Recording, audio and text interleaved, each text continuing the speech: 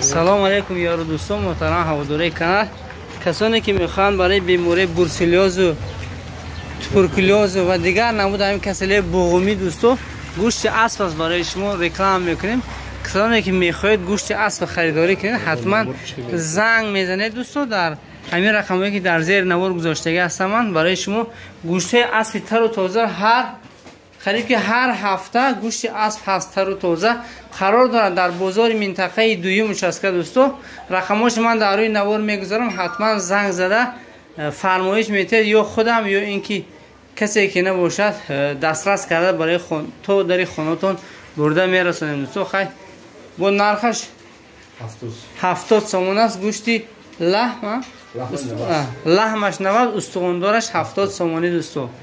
باقی سربلند خانواده علم هیچ کس به این دردها گرفتار نشده، اما مبادا که گرفتار شد حتما زنگ میزنید. گوشت اسب تر و تازه را برای شما ما در نوحه مسجد دسترس میکنیم دوستو. باقی سربلند و خانواده باشه.